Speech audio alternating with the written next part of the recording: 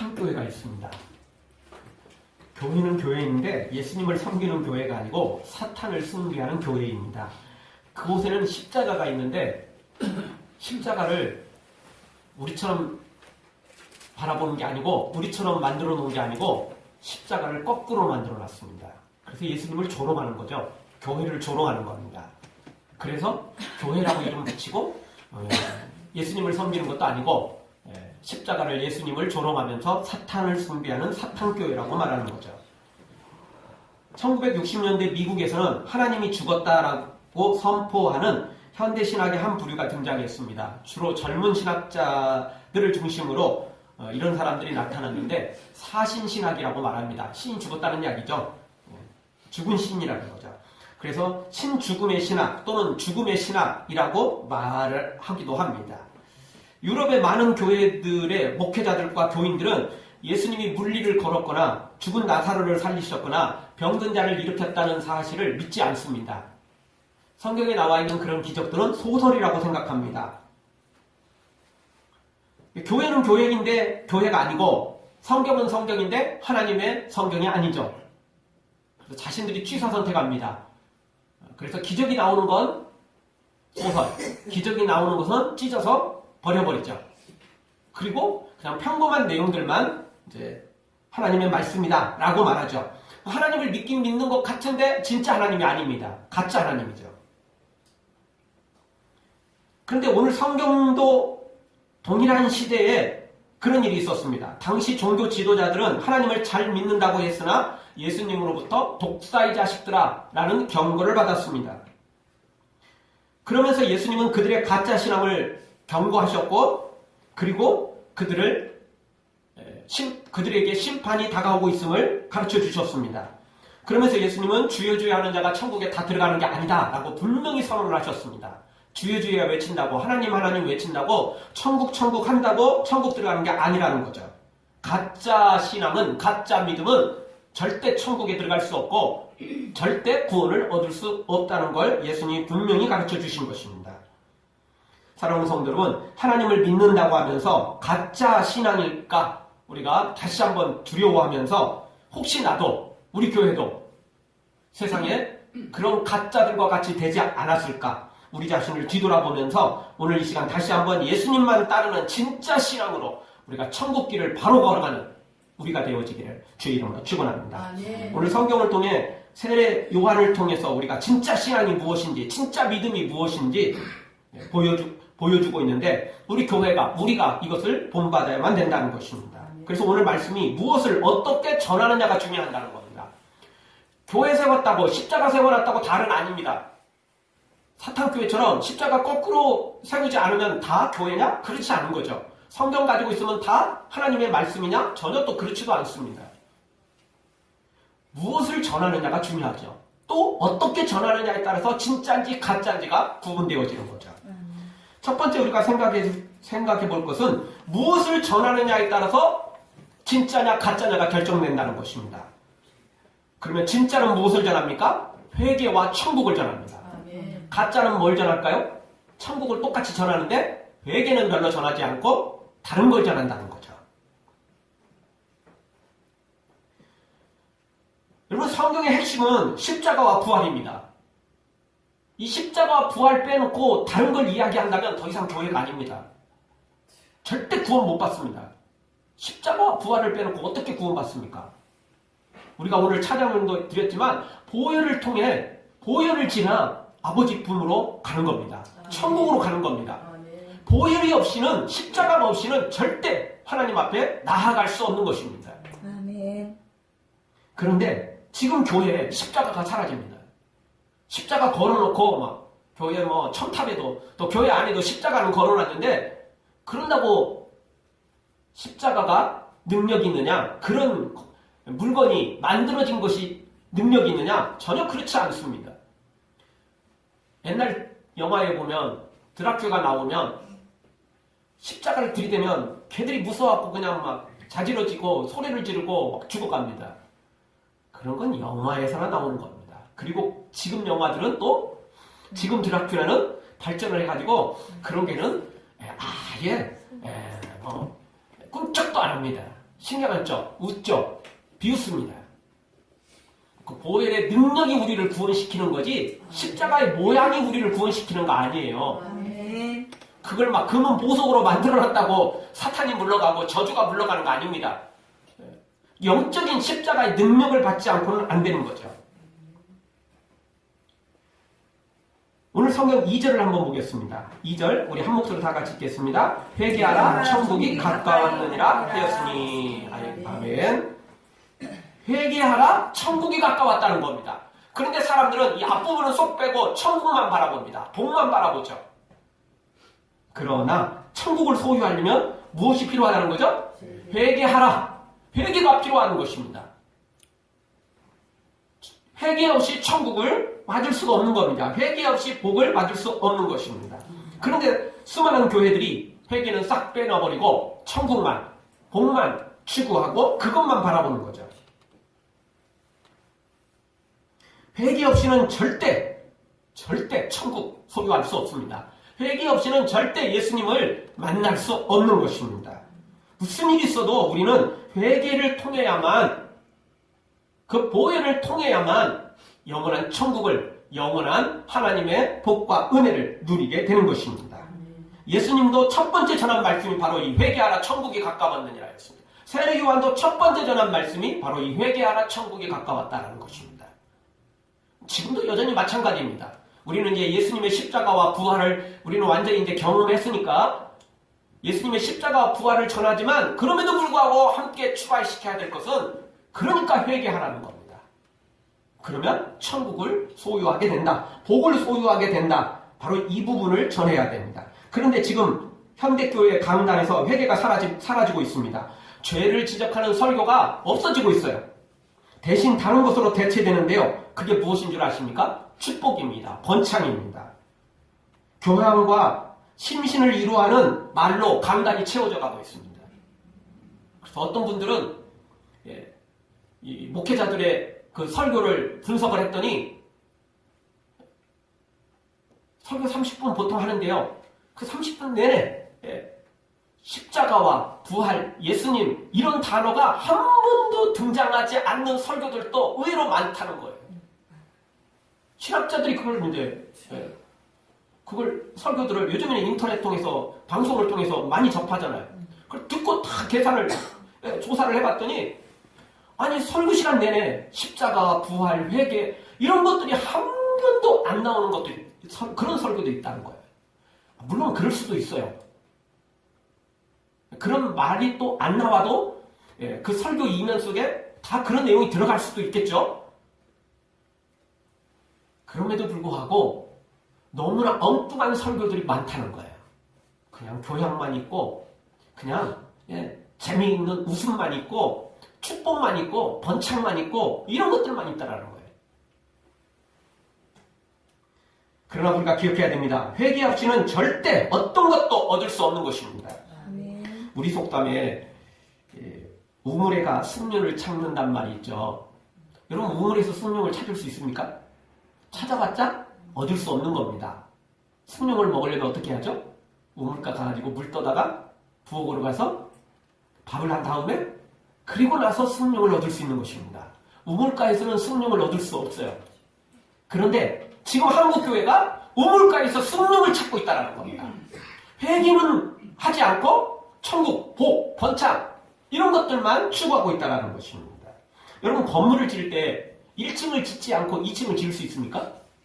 2층 없이 어떻게 3층에 올라갈 수 있나요? 빈 공간으로 놔둬도 지어야 돼요. 1층 없이 2층을 올라갈 수도 없고 지을 수도 없는 거예요. 빈 공간으로 놓아두어도 1층은 지어야 돼요. 그래야 2층을 지을 수 있는 거예요. 빈 공간으로 아예 있어도 기둥은 최소한 세워놔야 된다고요. 튼튼하게 세워놔야 돼요. 안 그러면 지을 수도 없고 추락하고 무너지게 돼 있는 것입니다. 그런데 지금 우리 한국교회뿐만 아니라 전 세계 교회가 바로 그런 건물을 짓고 있어요. 십자가 없이 그냥 천국을 막 지어요. 축복을 막 지어요. 번창을 막 짓죠. 성공을 막 지어요. 그러니 짓는 게 아니죠. 겉모양으로는 짓는 것처럼 보여요. 그런데 그것은 짓는 게 아니죠. 무너지는 것입니다. 그건 사탄의 유혹이죠. 사탄은 우리로 하여금 그렇게 말합니다. 사탄은 아담과 하와를 찾아와서 야, 선악과를 따먹기만 하면 하나님처럼 될 거야. 이렇게 말하죠. 근데 우리가 하나님처럼 되려면 어떻게 하죠? 하나님의 말씀에 순종하면서 하나님과 동행할 때 하나님처럼 될 수 있는 거 아닙니까? 그런데 선악과만 따먹으면 된다는 거예요. 회개 없이 축복받을 수 있다는 거죠. 1층도 안 짓고 2층 곧바로 지을 수 있다는 거예요. 100층을 곧바로 지을 수 있다는 겁니다. 가짜죠. 가짜입니다. 사탄은 예수님을 유혹할 때도 세상의 모든 영광을 보여주면서 나한테 절만해라. 그러면 내가 너에게 다 주겠다. 이렇게 말합니다. 여러분 모든 그런 영광들을 얻으려면 어떻게 하죠? 십자가를 통해서 예수님 따르고 그래서 천국 가면 다 얻을 수 있어요. 사탄에게 절하면 쉬워요. 당장 얻는 것처럼 또 보여요.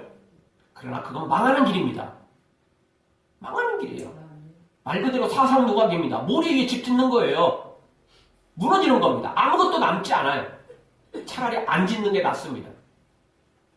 고생만 하지 그게 뭐가 남는 게 있겠습니까? 사랑하는 성도 여러분, 천국과 복을 우리가 원하고 있습니다. 복 싫어하는 사람 없습니다. 천국 싫어하는 사람 없습니다. 그렇다면 회개해야 됩니다. 회개 없이 천국, 회개 없이 복 받을 수 없다는 것입니다.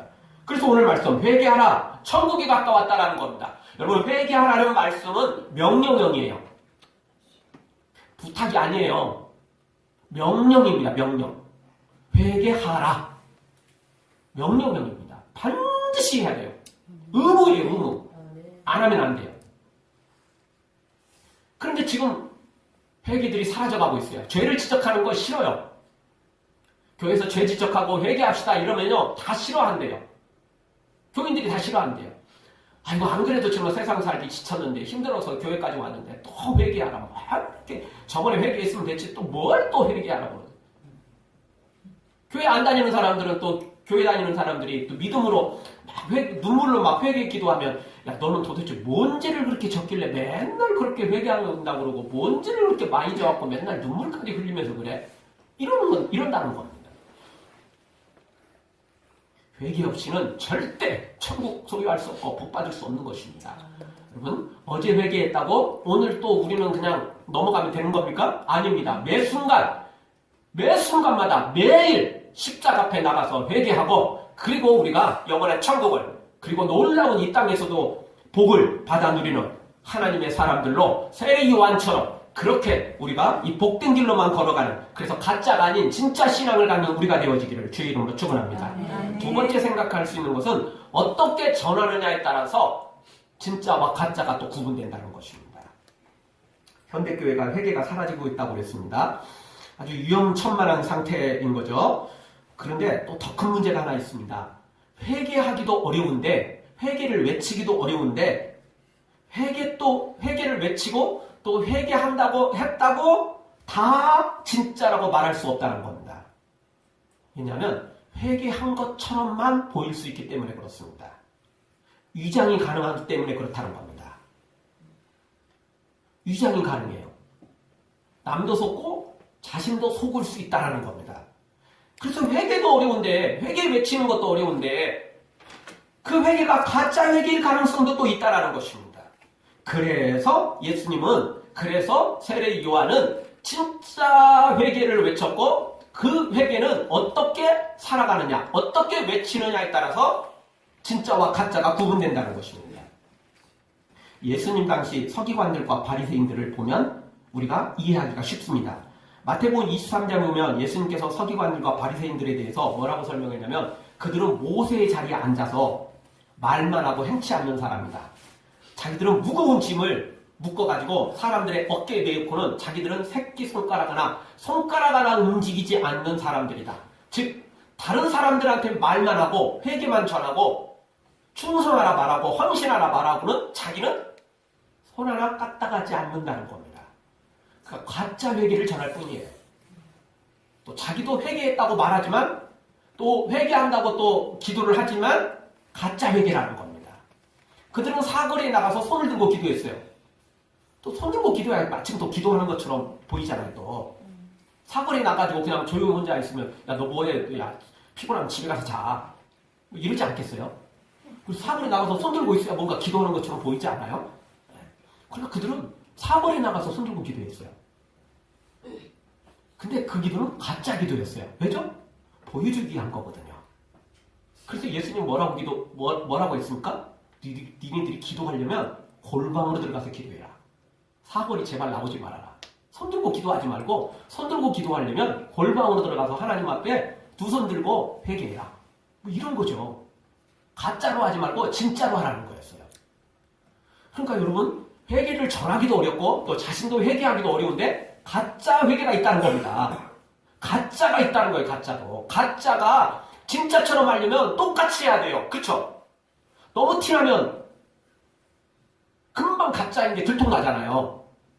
처음부터 끝까지 비슷하게 해야 돼요. 그래야 가짜가 진짜처럼 보이는 거거든요. 그래서 예수님은 뭐라고 말씀을 하신다면 그들의 말은 듣되 그들의 행위는 절대 본받지 말아라.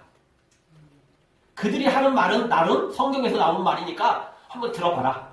그리고 옳으면 순종해라. 그러나 그들의 행위는 절대 본받지 말아라. 그렇게 예수님이 우리에게 말씀해 주셨습니다. 왜냐하면 가짜 신앙, 가짜 믿음, 가짜 기도, 가짜 회개이기 때문에 그렇습니다. 자, 그러면 요한은 어떻게 회개와 천국을 전했습니까? 그리고 어떻게 살아갔습니까? 첫 번째로 요한이 살아간 것은 1절에 보니까 검소하고 낮은 데서 전하였고 또 그렇게 살아갔습니다.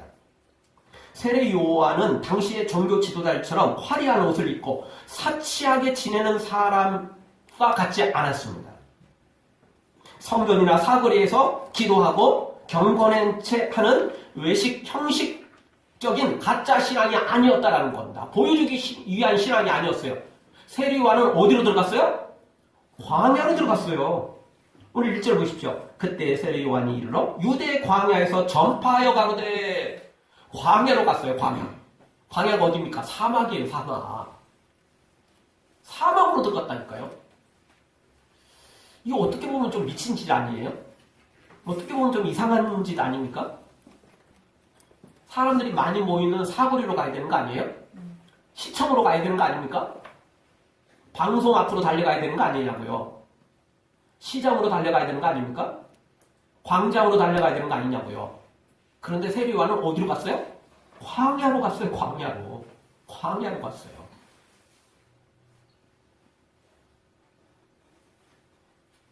예수님은 사람들이 넓은 길로, 편한 길로, 좋은 길로 간다고 말씀하셨습니다. 그러면서 우리에게는 절대 너희는 그런 길로 가지 말고 어떤 길로 가라? 좁은 길로 가라.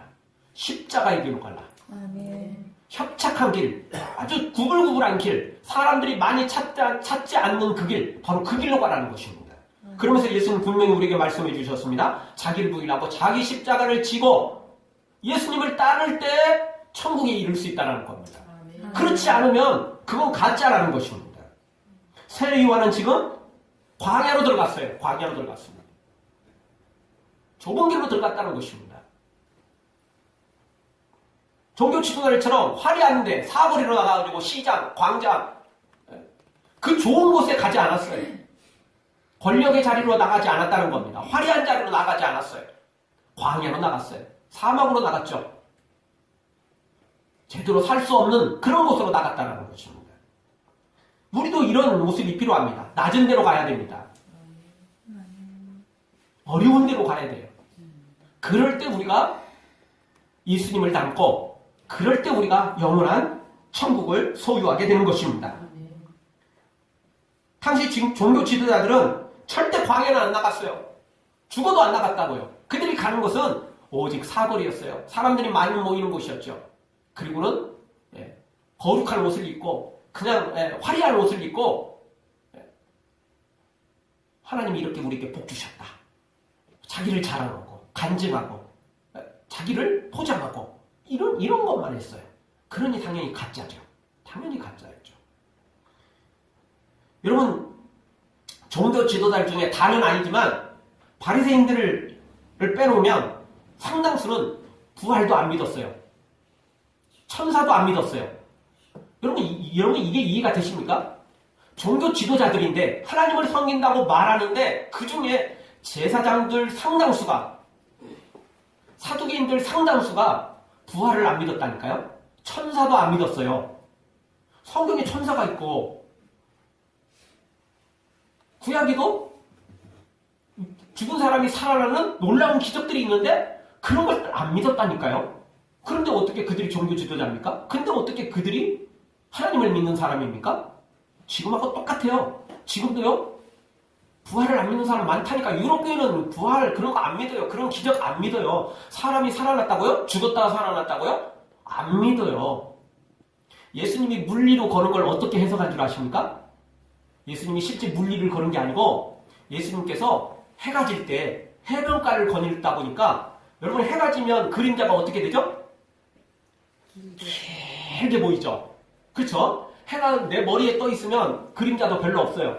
그런데 해가 거의 질 때쯤 보면 그림자가 길어요. 내 키 1m밖에 안 돼도 해가 질 때 내 키는 그림자는 수십 메타가 될 수도 있어요.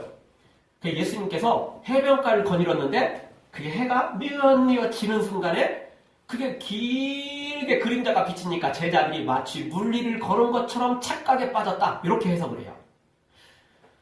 진짜 은혜가 막 되죠. 진짜 소설을 써요. 소설을 써요.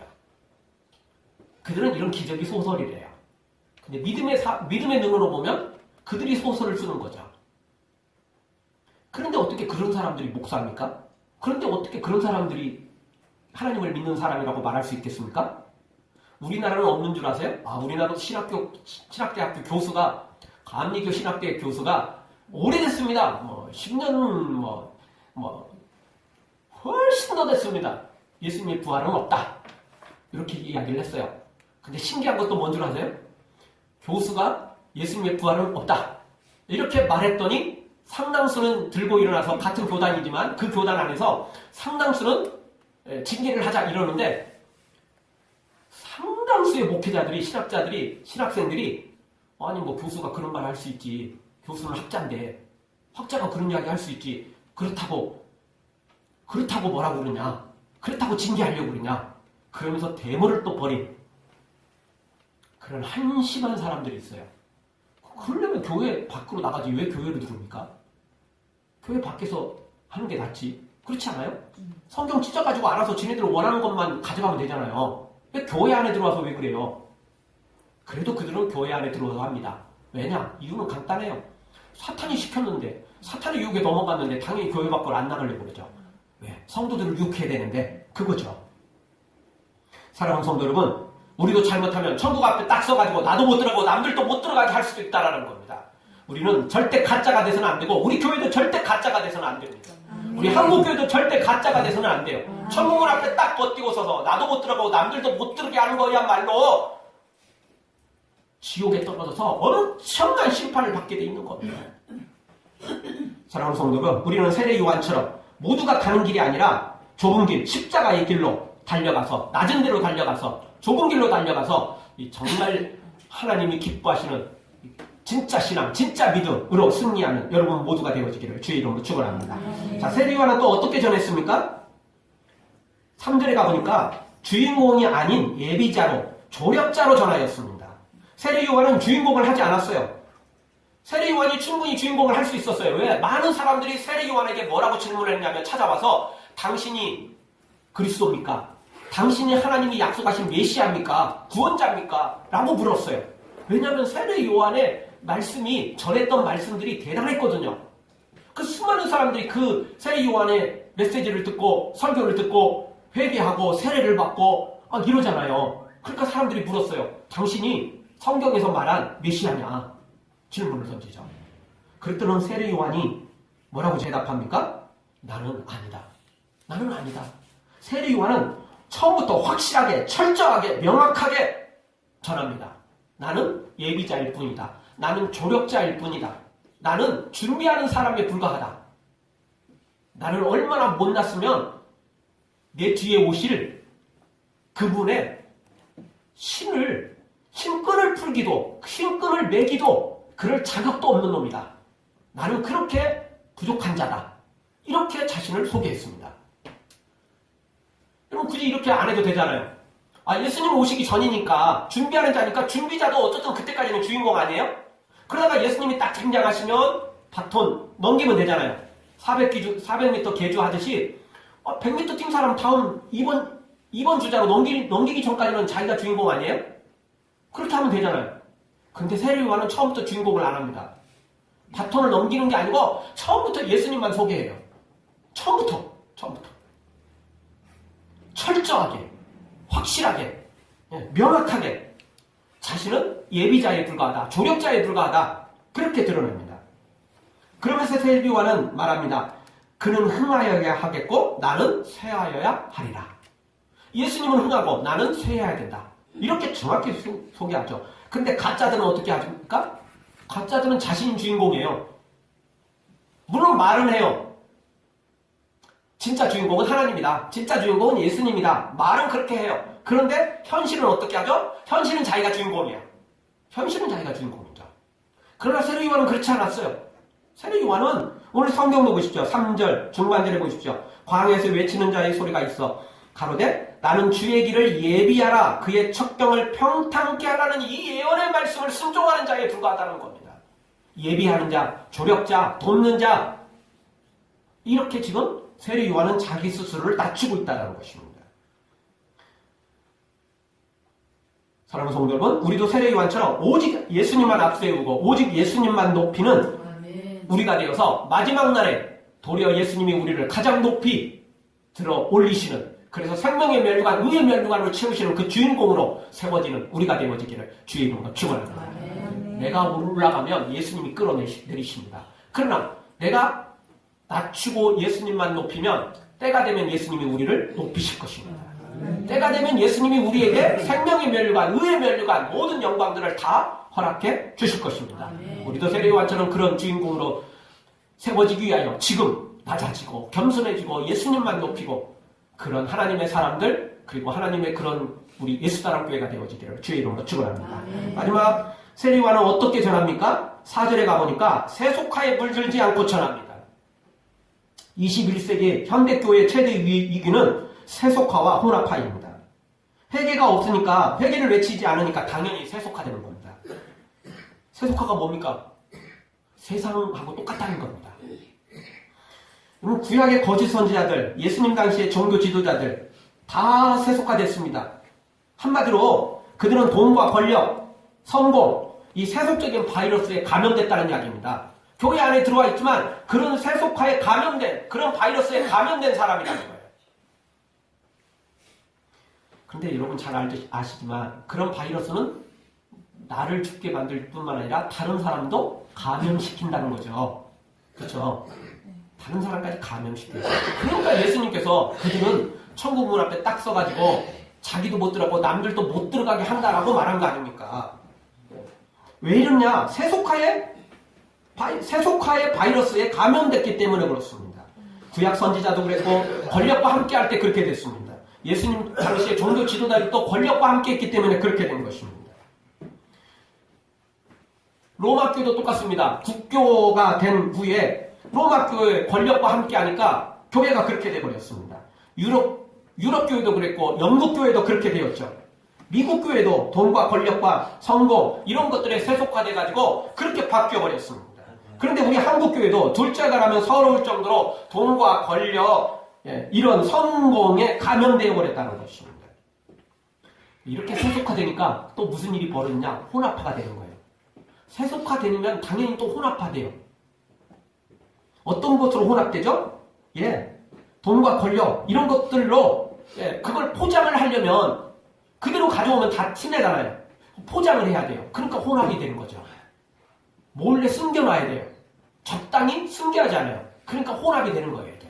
처음에는 그것이 들어왔는데 나중에는 그것이 혼합이 되는 거예요. 짬뽕이 된다는 이야기입니다.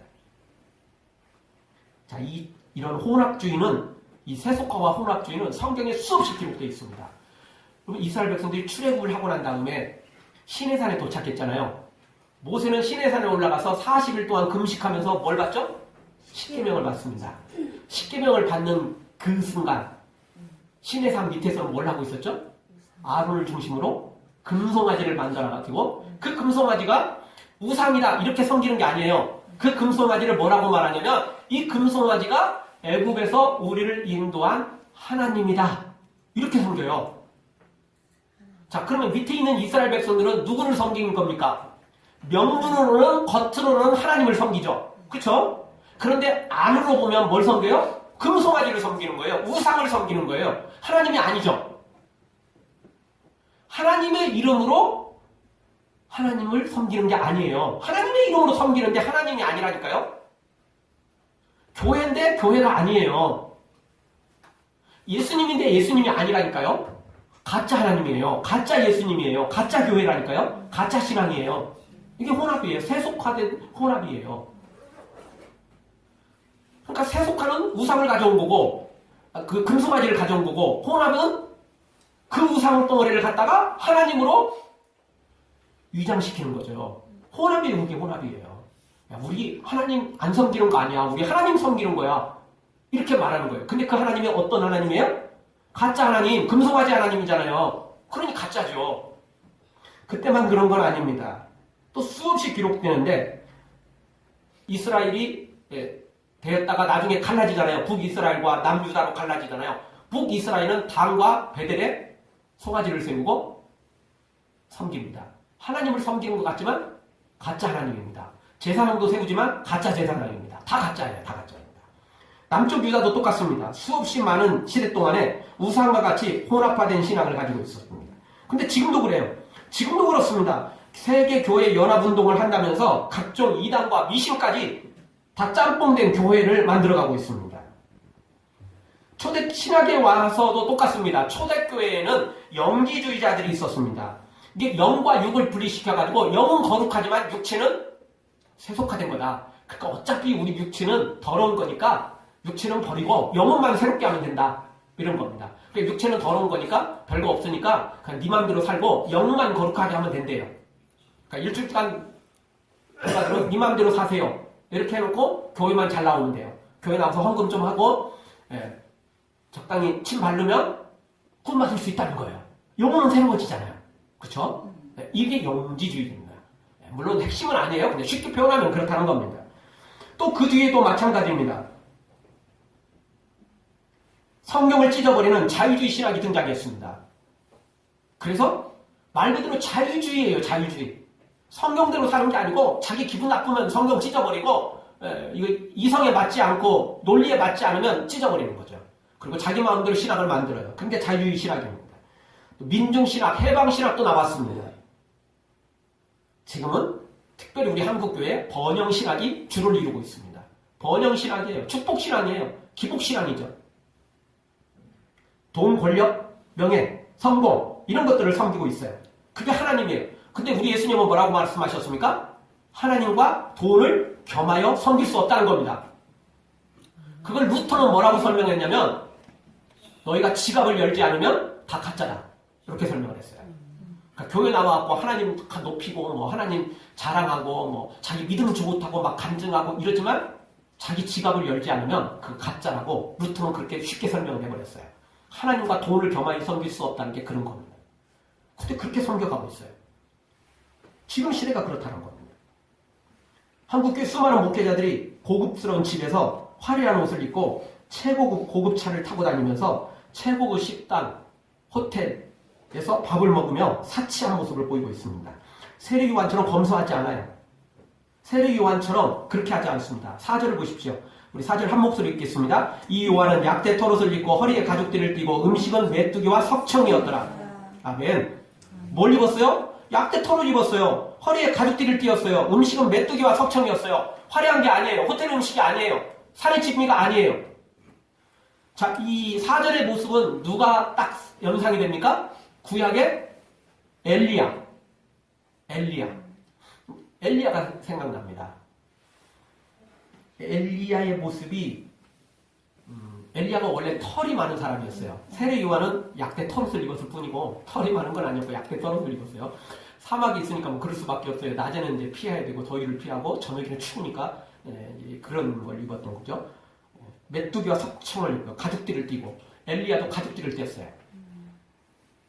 엘리야가 누굽니까? 3년 6개월 동안 비가 내리지 않는 그 땅에 기도해서 갈멜산에서 기도해서 비를 내리게 만든 사람이에요. 바알과 아세라 선지자 850명을 같이 기도대기를 벌여서 하늘에서 불이 내려오게 한 위대한 선지자라고요. 여러분, 그런 선지자가 왕하고 조금만 손을 잡으면, 왕하고 조금만 가까이 하면 부귀영화 모든 권력을 다 취할 수 있었다고요. 그런데 엘리야는 그렇게 하지 않았습니다. 엘리야는 그걸 과감히 거부했어요. 그리고는 엘리야는 자신의 길을 갑니다. 믿음의 길을 달려갑니다. 절대 그렇지 않았습니다. 그러나 구약에 유명한 발람 선지자라는 사람이 있습니다. 거짓 선지자죠. 처음에는 거짓이 아니었어요. 그가 하나님의 이름으로 축복하면 축복이 임하고 그가 하나님의 이름으로 저주하면 저주가 임했어요. 얼마나 놀라운 일입니까? 이건 그렇게 되기 쉽지 않잖아요. 발람은 그런 능력을 가지고 있었어요. 그러나 그가 나중에 권력, 명예, 돈 이런 것에 빠져서 거짓 선지자로 바뀌어버렸죠. 세속화됐고 혼합화됐다는 이야기입니다. 그런데 지금 우리 한국교도 그래요. 이런 돈과 권력을 그렇게 추구하고 있고 자기 때에도 부족해서 이제 자기 은퇴 때가 되니까 자식한테 물려주고 사위한테 물려주고 그래서 대를 이어 충성하고 있는 이 부끄러운 현실이 지금 우리 한국교회 모습이라는 것입니다. 절대 진짜가 아닙니다. 그런 모습들은 절대 성경이 원하는 게 아니에요. 다시 오늘 말씀 정리합니다. 무엇을 전하느냐가 중요합니다. 그리고 어떻게 전하느냐는 또 더 중요합니다. 아멘. 무엇을 전해야 돼요? 회개 전해야 됩니다. 아멘. 천국을 전해야지만 회개를 먼저 전해야 돼요. 바로 십자가를 전하지 않으면, 부활을 전하지 않으면 안 된다는 것입니다. 아멘. 그리고 그걸 전한다 할지라도 가짜가 많다는 거예요. 가짜가 많다는 겁니다. 어떻게 전해야 돼요? 화려한 옷을 입고요? 호텔에서요? 그렇게 전해서는 안 돼요. 그건 가짜예요, 가짜. 겉으로는 다 하면서 종교 지도자들 다 화려한 옷을 입고 사거리 가서 손 들고 기도하고 얼굴은 그냥 막 돼지처럼 막 그런 모습으로는 안 돼요. 그거는 예수님이 원하시는 게 아니에요. 예수님의 모습은 어떤 모습이었습니까? 이사야 53장 연한 순 같고 예수님의 모습은 보기 흠모할 만한 게 아무것도 없었어요. 예수님은 초라해 보였고 예수님은 날씬했고 다이어트해서 날씬한 게 아니에요. 못 먹은 거예요. 일하느라고 그만큼 지친 거예요. 세례요한도 똑같죠. 화려하게 사례짐이 갖다 놓고 먹으면서 그렇게 전한 게 아니라니까요. 그러면 가짜가 되는 거예요. 어떻게 그렇게 전할 수 있겠습니까? 그럴 수 없는 거죠. 진짜를 전한다면 진짜답게 살아야 되고 그렇게 또 전해야만 되는 것입니다. 그럴 때 진짜라고 말할 수 있는 것입니다. 사랑하는 성도 여러분, 세속과 혼합된 이 가짜 신앙, 가짜 교회, 가짜 목회자, 가짜 성도들, 가짜 교인들이 너무 많아지는 이때 예수님 시대도 그랬고 지금도 그랬고 과거에도 수없이 그려왔어요. 근데 지금 말세가 되니까 더더욱 이런 것들이 더 부각되고 있습니다. 이러한 때 우리는 세례 요한을 본받아서 우리도 광야로 들어가고 우리도 좁은 길로 들어가고 그리고 검소하고 나작이고 그리고 세례 요한처럼 내가 주인공이 아니라 오직 예수님만 주인공으로 높이고 그리고 나의 모든 것을 투자해서 나의 인생을 다 투자해서 예수님만 높이고 그리고 그 천국을 또 수많은 사람들에게 전해주는 하나님의 사람들 되어지기를 주의 이름으로 축원합니다. 아멘. 기도하겠습니다. 우리 통속으로 한번 잠깐 기도할 때